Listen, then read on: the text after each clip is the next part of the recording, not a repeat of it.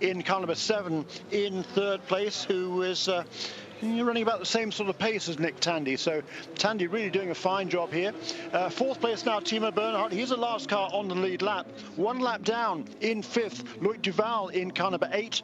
Has been off the road earlier on. And now down into 6th place, car number 18. The Porsche, Mark Lieb, has taken over at the wheel from Neil Jarni after Jarni made that mistake, or was off the road at least, a couple of laps ago. So he's now 2 laps off the pace, the ultimate pace in car number 18. And in actual fact, Alex Wurz, he's on that same lap as well, in the first of the Toyotas, running in 7th place. We've got a 55-second stop and go penalty for car number 30. That is the Rolling Stone car of David Heinemeier Hansen, the extreme speed motorsports car, the Ligier LMP2. They were speeding in the pit lane. Oh, we've got That's another problem. Lights off. That's the sister car. That's the sister Extreme Speed Motorsports car. Same team that I was just talking about. John Fogarty at the wheel has obviously had a huge impact there, Jeremy. And he's just on his outlap, according to our monitors here. He's just made a pit stop and now is limping around slowly. He's coming now through the Porsche curve. He's going to make another pit stop very soon, I think. And it's going to be a long one, this one. This scares the life out of me, seeing a car with absolutely no lights coming out the Porsche curves on the racing line. That is just pure fluke. I think he's hopefully got some tail lights on the car, so at least the guys behind, even though he's going awfully slowly, they have something to see. But as you say, it's to be honest, even in broad daylight, you can't really see around each of the Porsche curves when you're in them. Doesn't make life easy at all, does it? The closing speed would be so high, and once you're committed in those corners, you can't really adjust your line very easily either, especially on the exit of that last one we just saw, because it's off camber, and the car kind of has a mind of its own for a few yards from apex to exit. Just waiting to see if there is anything, and I don't think there was anything at the back of the car. I don't think it has got any lights at all. How many instances have we seen of that corner in the past? Yeah, I don't think it's got any lights at all. From what I can see here, looking at it as it went away from us, I don't think it has got any lights at all. No. And it's streaming smoke from the rear as well as from the front. And this isn't going to be a 5-minute stop. Well, it probably is going to be a 5-minute stop, to be precise. It's not going to be an easy one at all. No, that would have been driving the Corvette mad, actually. Oh, here we go. We've got a replay. Wow. Oh, yes. So lucky not to hit that inside wall, but he managed to scrub a lot of speed, Jeremy, didn't he, before he finally made impact with the outside wall, which is concrete. And unlike the Jan Magnussen shunt... He got on the curb on the inside there, Sam, didn't he? You're right. You're absolutely right. Quite a high curve, that. Yeah. Oh, you get a real sense of the impact. When he hit the wall there, you saw how far his head shot sideways across the cockpit. It's pretty vicious. And that's given that he managed to stay fully locked up, crossing from one side of the circuit to the other and scrub quite a lot of speed off. Still a huge hit. I know what that's like to hit those walls, and yeah, it's not pretty. That's said somewhat sadly. Not something you enjoyed, is it? No, absolutely right. Now another quick lap there from Nick Tandy, sub 3 minutes 20. He's the only guy who's doing laps that fast on any kind of regular-ish basis. Really a fine stint once again from Nick Tandy, the still young Englishman. There was a great opportunity he's got here with this team. He's 31 years old now, is he really? Gosh, that's amazing. Started off in Formula Palmeri Audi and has progressed from there. Got into the GT ranks with Porsche a few years ago. Got a factory ride in the GT ranks, and now stepping up into the prototypes. What a great opportunity for him this is. And boy, has he taken that with both hands. He has, and he's just such a lovely bloke, just such a lovely normal guy. There was a really funny moment, a sweet moment, when he was sitting with his wife and kid at lunch earlier on, and understandably busy with a young child, sort of taking care of it and its feeding and its needs and distracting it and so on. And there was a lovely moment when Nick sort of got up to go to the race, to start the 24 Hours of Le Mans. He sort of said, oh, bye, darling. And she was sort of busy, and she's sort of like, you know, yeah, okay, whatever, you know, and he was see you, darling. So it was so lovely. It's interesting, you know, you've got a lot of these younger drivers sort of around about the 30 mark, and they must look at what's happening in this championship and think to themselves, yeah, I have got a big future here. And people like Tandy, you know, he's in a very, very good team, okay. But you can look forward and sort of think to yourself, well, there may be something that I can go to and make it my team. Well, I think the interesting thing is we're seeing a lot of guys coming from the GT rank into prototypes, and that is unusual. And I think, Jeremy... yes, except for the fact they've done single-seaters before that, and that, I think, is the key. It's awfully difficult to go from GTs to prototypes unless you've got some sort of open wheel experience. One of the guys who exceptions to that is Johannes van Overbeek, since we're talking about the number 31 car for Extreme Speed Motorsports. Johannes van Overbeek, he drove GT cars, nothing but GT cars for years and years and years, and then when Extreme Speed stepped up into P2, it was a steep learning curve for him, but I tell you what, he adapted extraordinarily well for somebody with such a huge range of experience in so many different GT cars, and none in the high downforce of a single-seater or a prototype. Well, I actually make a really interesting point there, because I've spent a lot of time coaching a lot of the sort of more amateur, less experienced drivers in these kind of championships and races, and very often they just assume, quite rightly, that the higher categories, the prototypes, the LMP2 type categories, are going to be the harder, faster cars to master, and they couldn't possibly think of racing those one day. But actually, once they've done a couple of years in a GT car of some description, and you arrange their first test in something like an LMP2 car, they get out grinning from ear to ear, because by comparison it just feels so easy. Hence Tracy Krohn making the step from a Ferrari GT car, in which he's raced for years, into LMP2, and not finding it anything like the step up that he had anticipated. I find it very interesting, because I'm recalling a friend of mine who did extremely well in touring cars, very, very well with long-distance saloon car races, things like that. He did eventually get to drive the odd sports car, and then suddenly, in complete and absolute, if you like, you can't stop me, said, right, okay, I want to drive Group C car. And he did. And he was very, very good at it.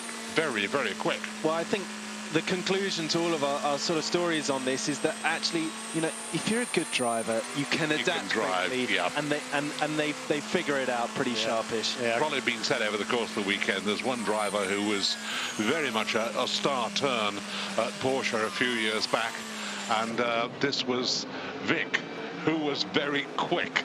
And Vic Elford celebrated this weekend his 80th birthday. Right, so we're just looking at the number 31 car. That was an unbelievably quick turnaround. Do you know what, Neville? I think your prediction of a 5-minute pit stop may have been absolutely on the money there. Yeah. It was pretty remarkable, wasn't it? It was a guess, wasn't it? But it worked out for him. Yeah, it was. It was just under 6, so 5 minutes 58 seconds showing there. Nice work, Nev. But it's remarkable. I mean, that was a heavy impact in the Porsche curves. I mean, and it brings it back and just changes the nose. Well, I'm sure they had some other, well, nothing major to do, certainly, and back out in the fray. Yeah, you're right, Jeremy. I'm shocked. I had to just double check that I hadn't got the sister cars confused there, because just beforehand we were talking about the pit stop penalty for the number 30. And you're right, you know, we saw that replay, and it was a hard impact. Not even into a tyre wall, not even into an Armco barrier, which does give. This was straight into a concrete wall with significant speed, and it's taken them roughly a Neville 5-minuter to turn it around and send it on its way. Leading car has stopped so far 12 times, but must not be far away from his 13th stop. Lotterer in the second car. Yeah, a couple of laps for Nick Tandy before he's due. He's there. He's not that far behind. And then obviously we've got the second of the Audis, which doesn't seem to me to be quite on the pace. Not quite sure why. Bernhard, however, is going quite quickly and is definitely making up time. Nick Tandy, though, he's extended his lead over Andre Lotterer. When Lotterer came out of the pits, 8 laps ago, the gap from, he was running in 3rd place then, Nick Tandy was in 2nd. The gap between the two of them was around about 52 seconds. It's now out to around about a minute. So Nick Tandy, in those 8 laps, has put about a second of a lap on average over Andre Lotterer. And that's pretty impressive, because Andre Lotterer is a superstar. Very impressive. You know, as we were saying a little earlier on, this young man has made quite a name for himself in a comparatively short space of time as being, I don't think I ought to say this, a safe pair of hands. Well, funnily enough, I was following Andre Lotterer into the circuit this morning. It's the only time I can say I've actually beaten him, as we jostled our way through the traffic. But he was jostling pretty hard, and he incurred the wrath of the local gendarmes, who at one point got so mad that they ripped open the driver's door to give him a right old rollicking for driving across the street in amongst all the traffic and ignoring their attempts at controlling it. And there was this hilarious moment where, you know, the gendarme ripped open the door, started shouting at them, and sort of slowly his tirade slowed down as he looked in the car, saw it was Lotterer and Treluet, who I think actually Treluet's French came in great use in that particular moment, calmed it down pretty quickly, and they were sent on their way. It reminds me of a racing driver that was stopped on a motorway, and the police said, in the whole of my experience, I have never seen anyone drive like that. To which he replied, was it that good? Very good. Right, we just saw Nico Lapierre post his car's fastest time of the race, which was at least a 3:39. The lap time has changed now, but he is the LMP2 leader. And what we're seeing now is a combination of circuit condition effects that are creating opportunities when traffic allows to post some very fast lap times. Ideally, it would be a little bit lighter, and that might give the drivers a bit more vision that could help them just find those last couple of tenths. But at this time of night, the temperature cools down, the engines work better, they produce a little bit more power, and better yet, we're not so deep into the night that we're getting the real chill in the air and some of the condensation that can arrive in a few hours from now. So the track is still very grippy. It's been rubbered in all day long from all the cars racing on it. And these are the sort of conditions where, traffic allowing, we could see any number of the front runners posting their cars' fastest lap times. In fact, a bit of traffic is helping, actually, because if you've got a little bit of traffic, you've got that extra little bit of vision when it's like this, that you can, you know, make best use of it. Not perhaps for more than a couple of 3 laps, but if they're not in your way, you're absolutely right. The problem is, you know, traffic by its very definition tends to imply they're going to be in your way. It's a 3:38.9 it was by Nicolas Lapierre. I think probably the 2nd or 3rd fastest class time in P2. The fastest lap, I think, in P2 so far has been set by the Jota Sport Gibson Nissan. Mitch Evans currently at the wheel of that car number 38, and I think it was Mitch who set the time earlier on. He shares it with Oliver Turvey and Simon Dolan. And Mitch Evans and Oliver Turvey are 2 extraordinarily talented youngsters. Either of those 2 was capable of setting that sort of a lap. Do you know what the lap time was? Yeah, 37.6, 37.6. Which is fast. Now that's quite interesting, because Jota Sport suffered earlier on in the race. You might remember near the start, they had to make an unscheduled pit stop and wheel the car back into the garage to investigate an electrical problem. It turned out to be gearbox related. I think they were struggling to change gear.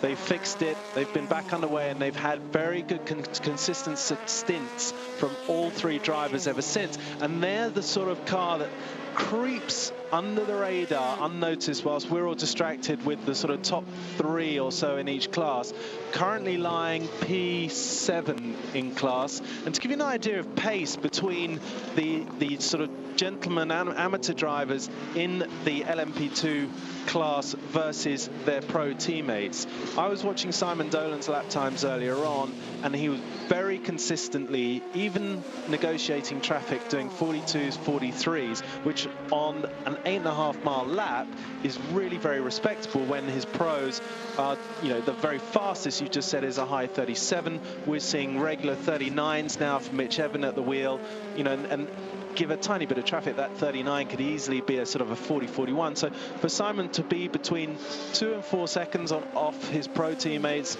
on an 8.5-mile lap in the night is pretty impressive, I think. It's very stout, isn't it? And but the fastest lap record in P2, at least in the current configuration, set last year by Nelson Panciatici at 3:37.7. So this already a little bit quicker there for either Oliver Turvey or Mitch Evans in that kind of a 38. And we've talked a lot about the astonishing pit stop for our leader. Pit stop for our leader, no problem. He's just come in now, Nick Tandy, who's currently in the pits. We're not seeing it on the screen, but we're seeing it on our timing screens. He's just making a scheduled stop as far as we know. We're talking about the astonishing increase in pace of the LMP1 cars all week. And what that's done is that's created a far bigger gap between LMP1 and LMP2. And what it's done, it's allowed a bit of head height for the rule makers to tweak the LMP2 category, and they're talking about giving them more power, up to 600 horsepower with the new version of the LMP2 rules, and allowing them to increase their pace because they've got this excess of space between them and P1. Yeah, and I don't think that's a good idea. I think the pace of the cars right now is just about right. Maybe the prototypes are going a bit too fast, perhaps. I think maybe I don't like the idea of pegging the cars back, but it's probably a sensible thing to do because that speed differential is important. The lap time differential is important. I think not to be too large. So I would rather see. You can speed up the P2 cars a little bit, but you know, more horsepower means more money. In broad terms, however, in broad terms, I mean, with all this rethinking that's going on relative to the speed of the LMP1 cars, then I think, you know, we could see perhaps that gap closing down a little bit, but I think it's likely to be a little bit of a false economy in a way, because we're going to have slightly more expensive cars. There's no doubt about that, but I think the gap actually is going to get closer. Well, I remember when I started in LMP2, my first experience of it was, I think, in 2004, so 11 years ago. And, you know, all the engines were producing about 550 horsepower, and it felt like a quick, proper, serious racing car. It didn't feel too mad for the gentlemen drivers who are an essential component, a regulated component of that category. Wasn't so out of reach that they couldn't deal with it. But when they got pegged back a few years later, I remember really thinking it's kind of neutered the category, and we were struggling on top speed pace compared to even the GT cars, and that made for some quite dangerous situations where we were desperately trying to get past the GT cars as we lapped them, and we had infinitely more corner speed, but we couldn't actually utilize it because by the time we pulled out of the toe on the straights, our air restrictors pegging back the power of the LMP2 engines would hold us back. We couldn't get the run on the GT cars that we needed, and it creates a situation where you're seeing the prototype cars having to lunge very late into the braking zones. So if there are going to be changes, then it would be, shall we say, desirable that there should be a little bit of input here that will take those situations that you've described so eloquently in hand. Well, I think hats off to them. I think the ACO, you know, they did listen. This was a couple of seasons ago now, and we don't seem to have that problem so much anymore.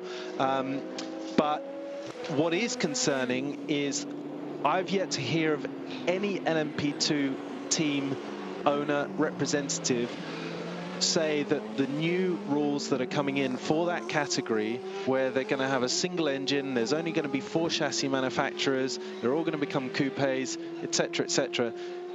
I don't really understand what question has been asked to which those new rules are the answer, because it sounds to me like no one's asked a question or said that there's a problem. Everyone's really happy, and out of nowhere has come this new set of rules, which is going to cost everyone a lot of money. Yeah, they haven't publicly, but behind the scenes, there's a couple of the manufacturers, is my take on this, of have expressed concern they're not making enough money out of this. It's, you know, because of the cost cap, they have to deliver these cars to a set price, as do the engine builders.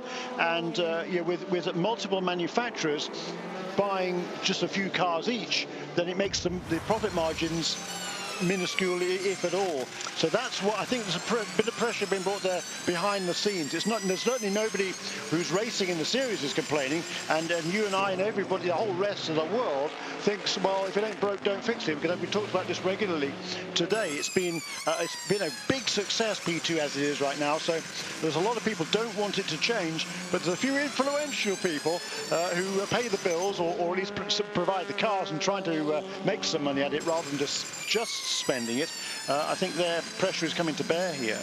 It's interesting, isn't it? How do you decide whether or not then you placate the manufacturers or the teams? Because you need them both. Who are your stakeholders here? Yeah, we'll come back to that one a little bit more. You're watching us here on Eurosport. We are a long way to go in this race, and we're going to take another quick break. Nick Tandy still leads even after that pit stop.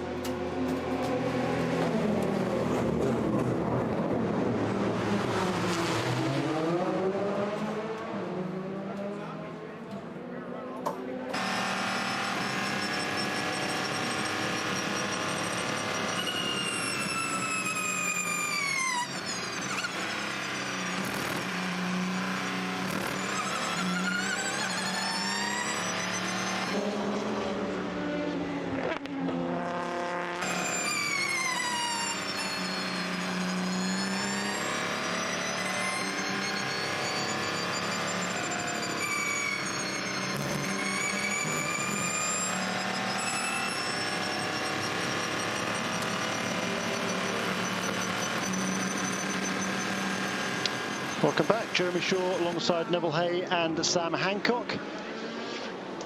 Great scenic view there. The cars coming along the Mulsanne. And as you can see, fully dark, of course. It's coming up for 2 o'clock in the morning here.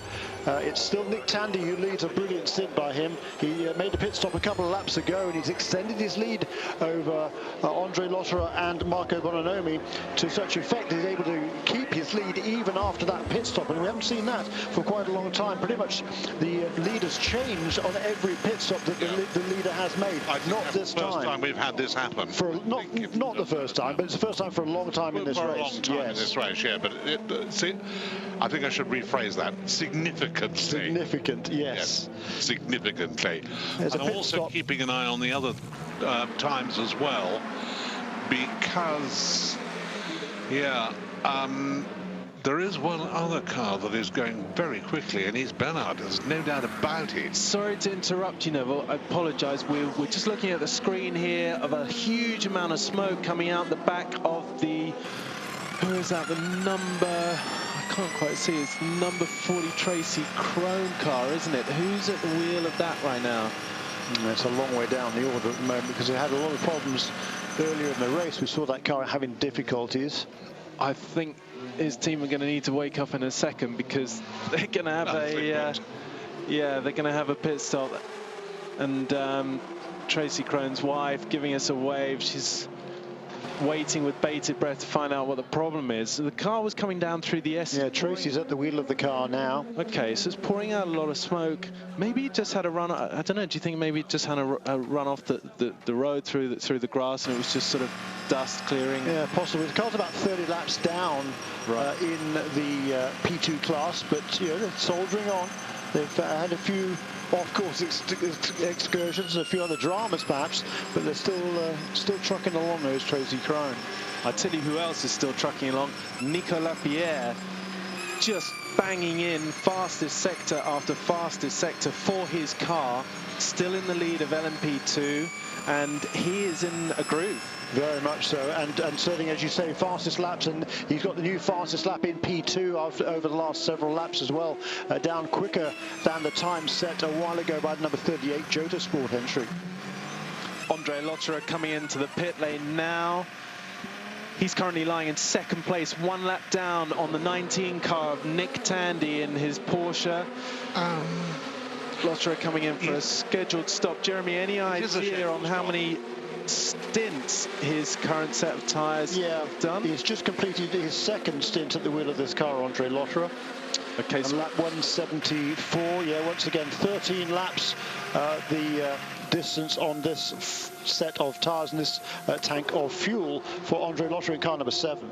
So 14th pit stop for him, so he's actually made his stop, his 14th stop before everybody else has. Which is interesting. Yeah, there's a reason for that, primarily because the other car had a puncture much earlier in the race, about 5:30 in the evening, so a couple and a half hours in the race. So it was an early stop, so that's put them slightly off sequence with everybody else. Yeah. So they're kind of the first, therefore, first car to make its 14th stop, and everybody else will be following suit over the next several laps. We're getting some great questions in on Twitter. Thanks very much to everyone who's sending in questions and comments.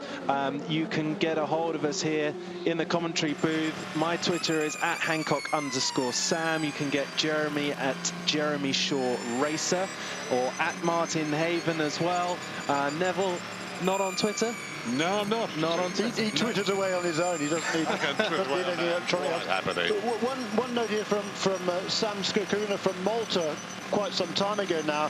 He tweeted, which parts cannot be changed during the race? Tub, chassis, engine and gearbox, anything else? We did talk about this a little while ago, actually, Sam. And no, you can change, you can't change any of those things once the race has started, but you can change pretty much everything else.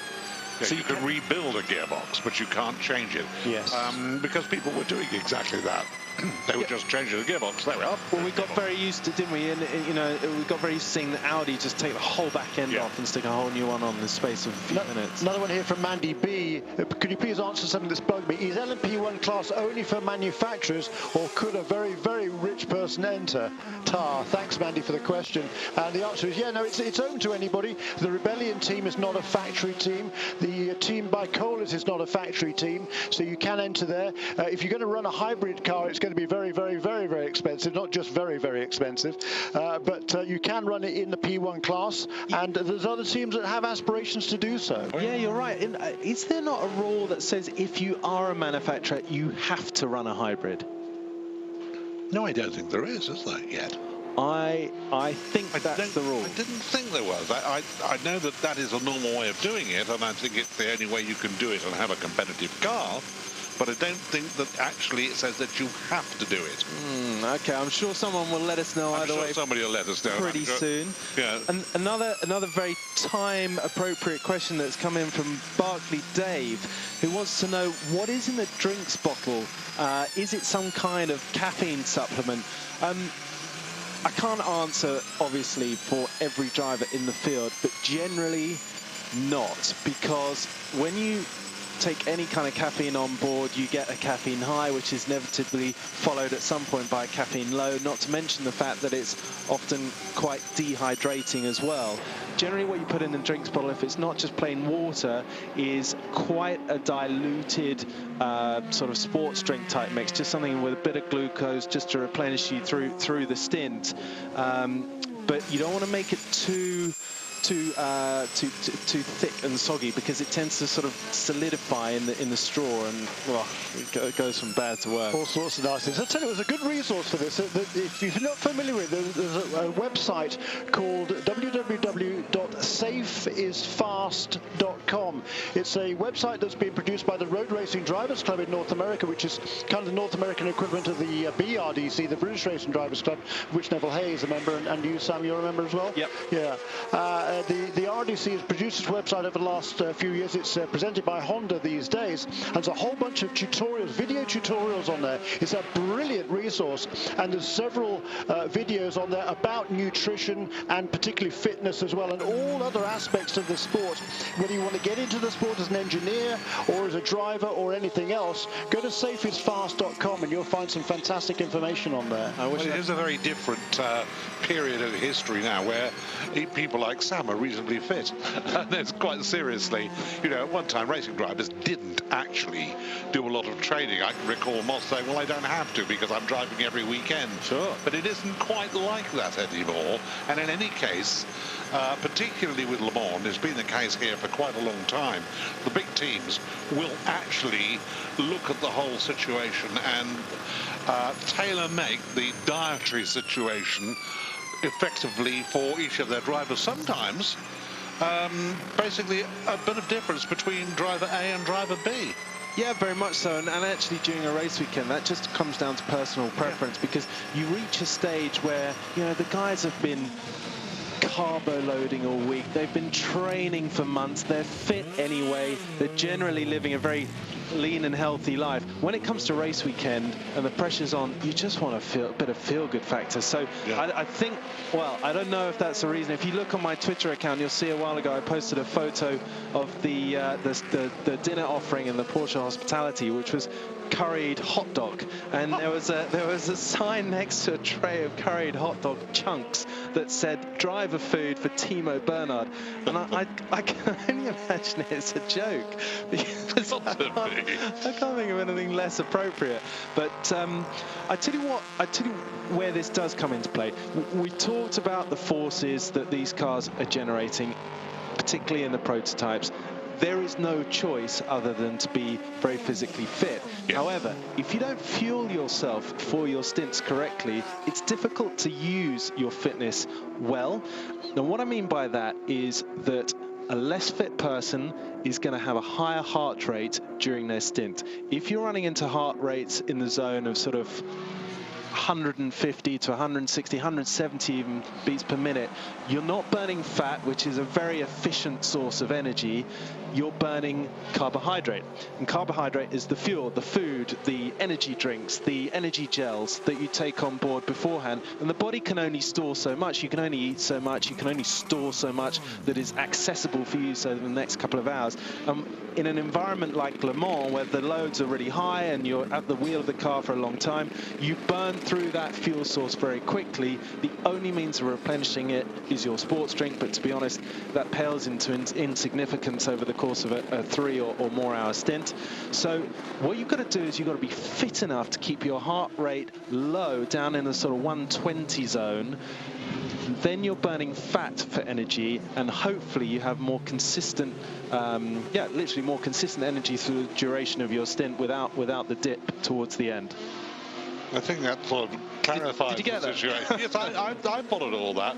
I was just sort of thinking, you know, that I wonder if my wife will give me a steak and chips when I get back home on Monday night. Well, look, now I'm gonna let you into a little secret, because I'm sort of obviously friends with a lot of the drivers and been doing this for a long time.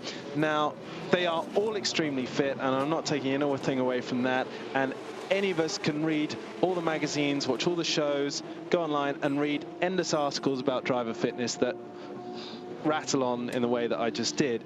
But I tell you, behind the scenes, there's plenty of guys who love a beer, they love a burger, they love fries, and actually, I know of one person who isn't happier at Le Mans week than with a fish finger butty in the middle of the race. And I'm not joking. And that's what I mean about feel-good factor. Yes. You know, if that's what's going to put a smile on your face after a long stint, have a bloody fish finger butty. Yeah. You know, that's You're better off so doing that, actually, at the end of the day. Cheat days, at the very least, huh? Yeah. No, you're absolutely right.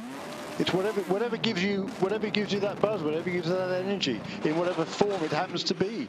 There's the Kron car going out. That was not a bad stop, because they did seem to have a fair amount of problem to sort out, but they've done it, and it hasn't been a horrific delay, has it? No, good spot, good spot.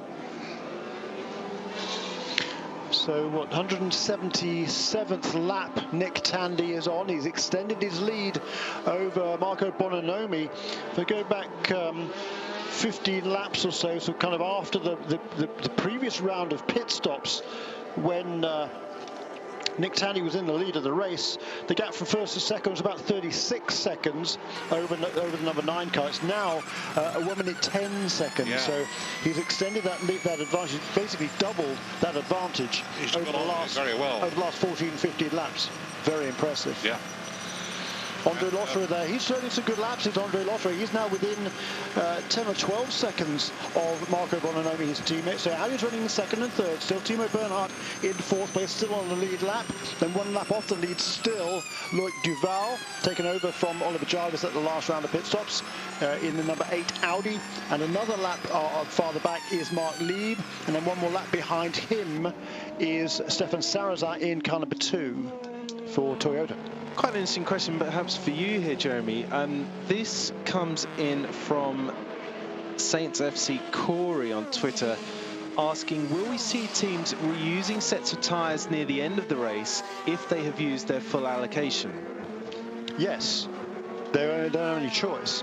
So yes, because you have your allocation tyres, that's it. It's the same as it was in the old Group C days when you had a specific amount of fuel you were allocated for the race. If you used all that fuel, thank you very much, go home, you're done. So it's the same with the tyres. You only have a finite number of tyres. They're all marked for each team. And if you use them up, then if you've gone through your allocation of new sets, then yeah, you'll have to reuse them. So it's 12 sets for LMP1, isn't it? And 16 for GT. And there are 4 what they call joker tyres, I understand, for the entire race week. Now, what happens if you haven't used your 4 joker tyres during the week yet, and you use your 12 sets with, say, a couple of hours of the race to go? You still cannot. I've got Martin Haven shaking his head and wagging his finger at me in the background. Right, so you cannot use those joker tyres. They must be reserved for force majeure. Like a puncture or absolutely something like that. Okay, so there we go. Good answer. Thanks, everybody. Right. What changes? Nothing at the front. In P2, it's still Nicolas Lapierre for KCMG that holds the lead now of just about 2 minutes. So the gap was 2 minutes. The car had a stop-and-go penalty an hour or so ago, which dropped it down by about half a minute, because that's about what the time it takes to drive through the pit lane without stopping. But it's now back up to 2 minutes again. That's as a result of some great laps by Nicolas Lapierre.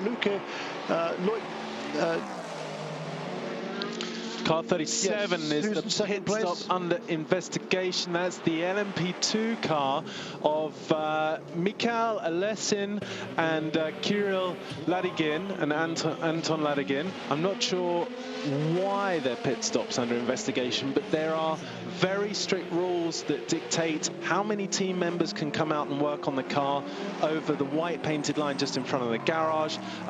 There are certain things that you can and cannot do at the same time. For example, you can't refuel and change tyres at the same time. You can refuel and change drivers at the same time. Team manager to car number 18 to race control immediately. Not sure what that is about. Mark Lieb is actually on pit lane as that instruction comes along, so the team manager have to wait, or the race director have to wait a couple of minutes while that stop is completed.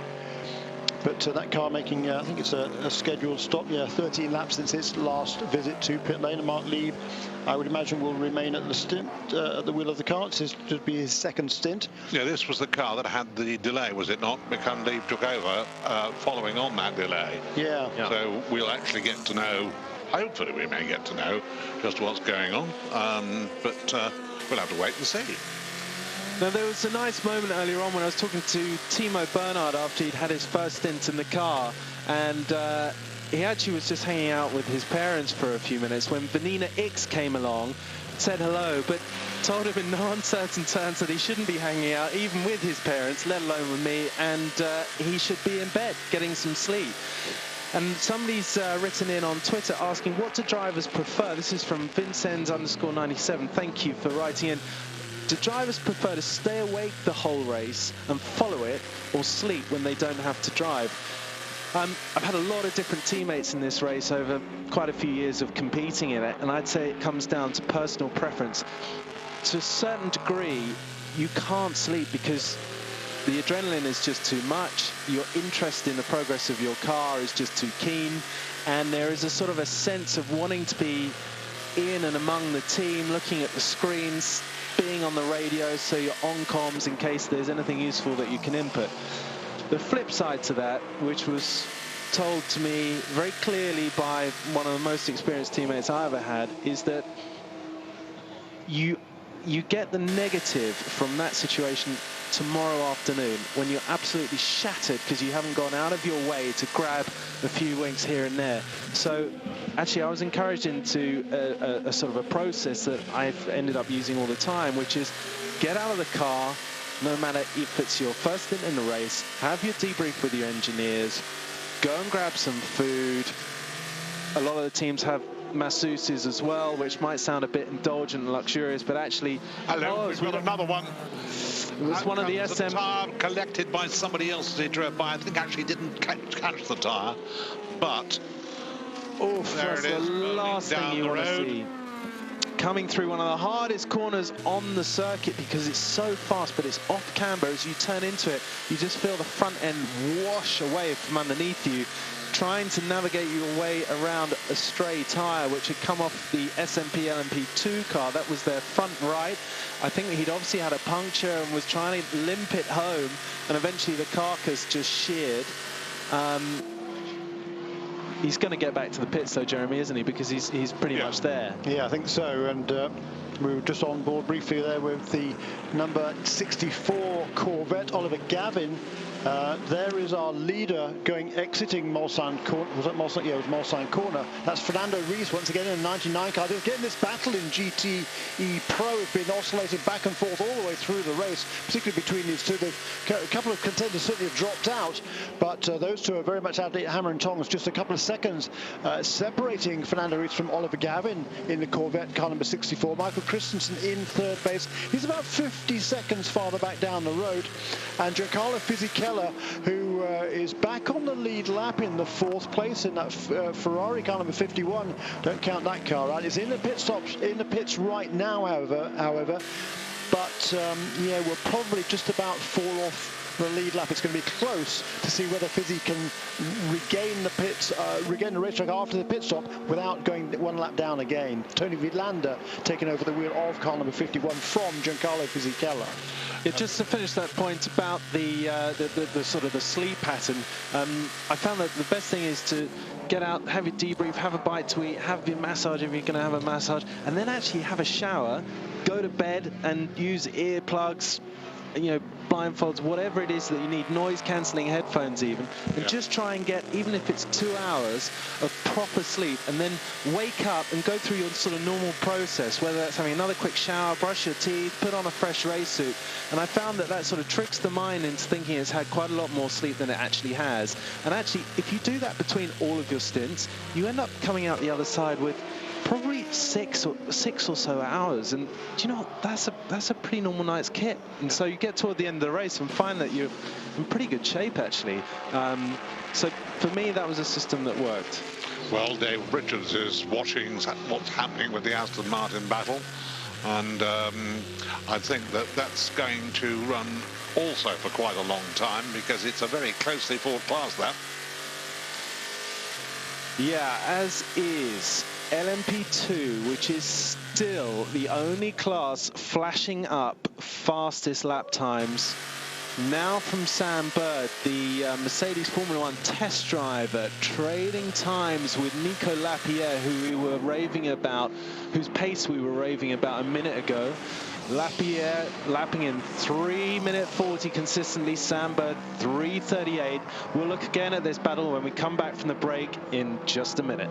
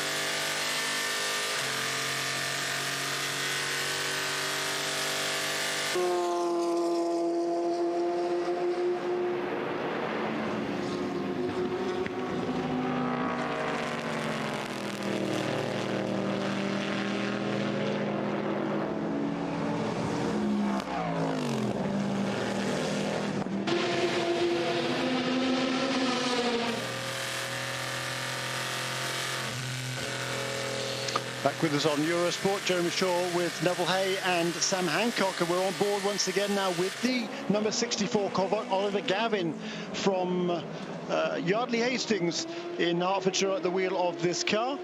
Bedfordshire, isn't it?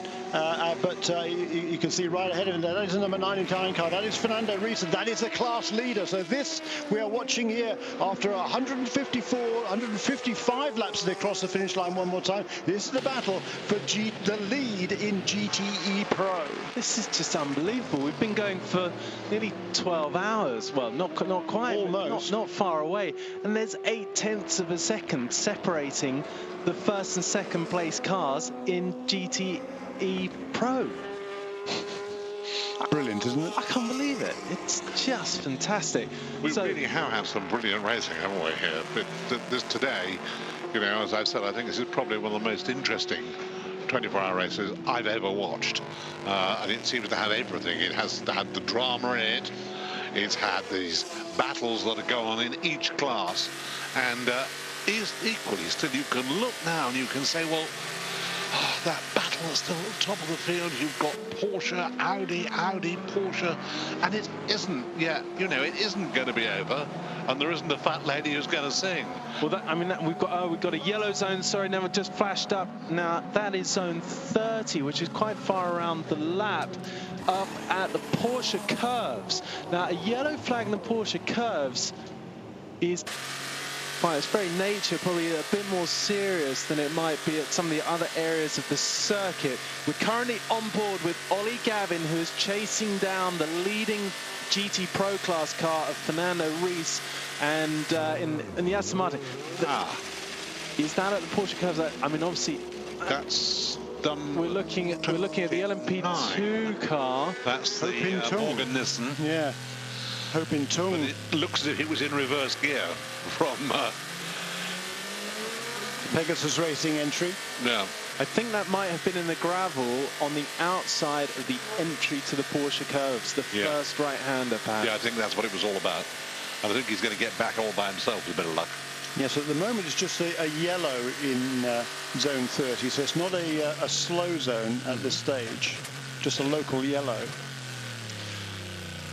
These guys are just nip and tuck. I'm looking for, you know, for differences between the cars, you know, different characteristics where perhaps the Corvette outperforms the Aston or vice versa.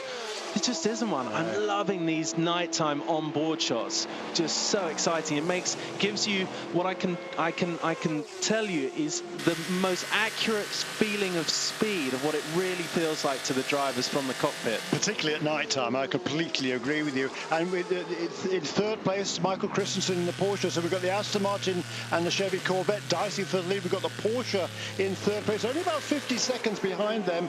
And then a couple of minutes back from that is the Ferrari of Tony Vilander. That car's just made a pit stop, so it is now back on the lead lap, and that 51 car for AF Corsa, you know that's going to be strong. We've still got more than half the race to go, so you know, to be within one lap at this stage in the proceedings is pretty impressive. Right, they're coming up to the yellow flag zone now, so although Gavin is getting close enough to perhaps have a look up the inside, he isn't able to do it here. Underway of yellows. Interesting, it is a slow zone. It is now. It's just started. Just started. You're absolutely right. Now, I hope if you were watching that on board carefully. The green flag. Yeah. Yeah. So there we go. On the gas goes Ollie Gavin. And look at how managing that entry to the slow zone through what they, I think, confusingly called the next slow zone. What it is, that's the precursor. That's the deceleration area, and whether or not you come rattling into that, go hard on the brakes straight down to the speed limit at the beginning of the actual slow zone, or you decelerate gradually before you arrive at the beginning of it, is down to sort of a driver preference, a driver choice. And we saw the Aston there in front of Reis do the flat out and then hard on the brakes just at the last second, and Ollie's car seemed to slow down earlier. Yeah, I think that the next slow zone came out just as those guys were kind of going into it, and I think Oliver Gavin, he saw the light because he's a little bit behind. You know, he gets to that zone just a little bit later, so he's the one who had to slow down a little bit more. Right. Costed, yeah, not very much,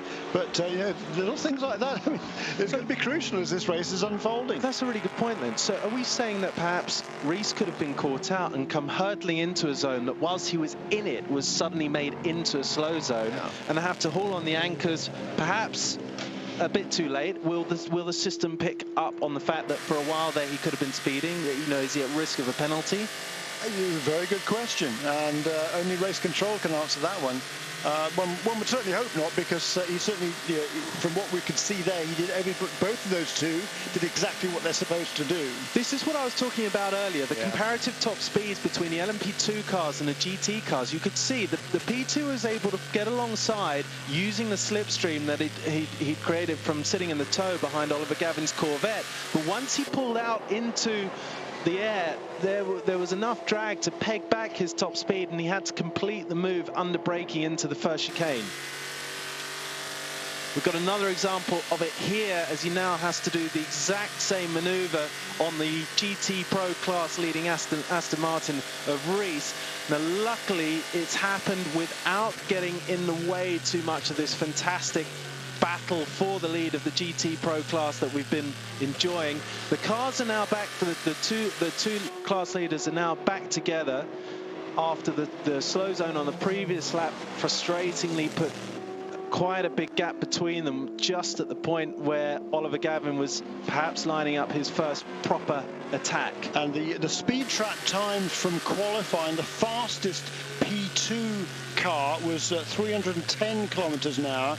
Actually, quite a big advantage there for Tristan Gomondi in that Ligier Nissan. For Orica Nissan, I should say, for Thierry by TDS Racing.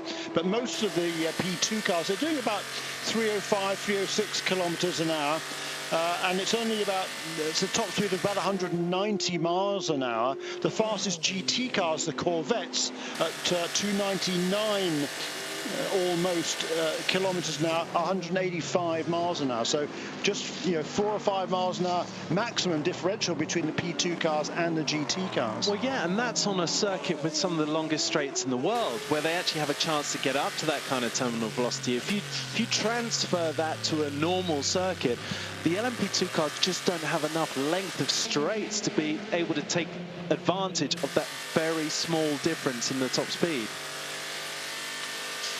Right, coming into the next slow zone, you can see from the onboard just how easy it would be to rear-end the car in front, because you just don't know how much they're going to slow down and when they're going to do it in this deceleration area known as the next slow zone. It's called next slow because what happens is that on the official ACO little like a mini iPhone sort of TV screen LCD thing that they've got in all the cockpits of all the cars, it'll flash up yellow with the word next. That means start decelerating now, because the next zone you're about to fly into is speed limited as a slow zone whilst they clear up an accident.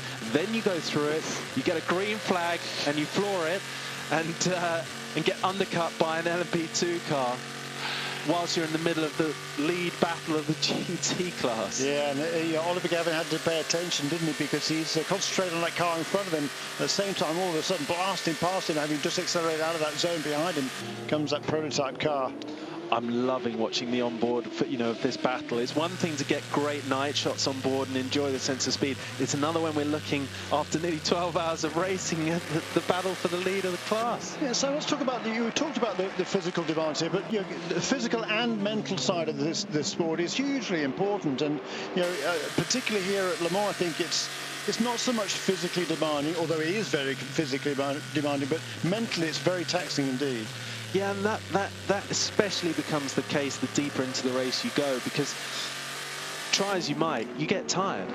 And when you get tired, you can lose a little bit of sharpness, and you end up just relying on adrenaline, which is why I always find when you see late race maneuvers that are just so brilliantly executed, real seat of the pants stuff, or extremely consistent driving stints. I remember Christensen getting one of his wins when he did at least a four stinter to the end of the race in mixed conditions, often out on track, in the damp, on slick. And he didn't make any mistakes. And to me, at a long race like Le Mans, Jeremy, you're absolutely right, it is mentally tough, it is mentally challenging, just because of the sheer duration. That's where you see the difference between the men and the boys. Yeah, it really is, isn't it? Absolutely right. So Marco Bellonomi has just pitted out of second place in the Audi car number 9. He resumes. Regular fuel stop there, fuel only. 56 seconds. That pit stop, 56 or 58, awfully difficult to see on that screen. But a regular stop there, and we can expect Nick Tandy, our race leader, to make his next pit stop in probably a lap and a half from now. Yeah. I'm just looking at that because, in fact, he is the only one of that top group that hasn't actually made his 14th stop yet. But he's slightly out of sequence, as we suggested earlier on. It's going to be interesting to see whether he can maintain that lead. Right, eyes peeled on the replay of the leading Aston Martin, overshooting it into the chicane, allowing Ollie Gavin to side past and take the lead of the class, even though it's not represented on our timing screens yet. Not yet, because they haven't come past the next timing loop. Okay, so you were saying a minute ago, Jeremy, about the mentally taxing aspects of this race. Well, let me tell you, it's more mentally taxing to be hunted than to be the hunter.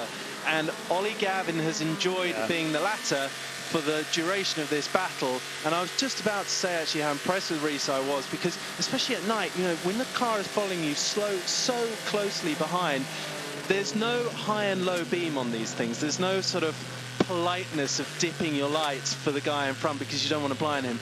You're on full blast, full beam. It's lighting up your mirrors. You get glare from that. It gets that little bit harder to place your car. It gets a lot harder to sense exactly the distance and the position of the car behind you that you're trying to defend from. And you can't quite tell where they're placing themselves if you're under attack into a corner.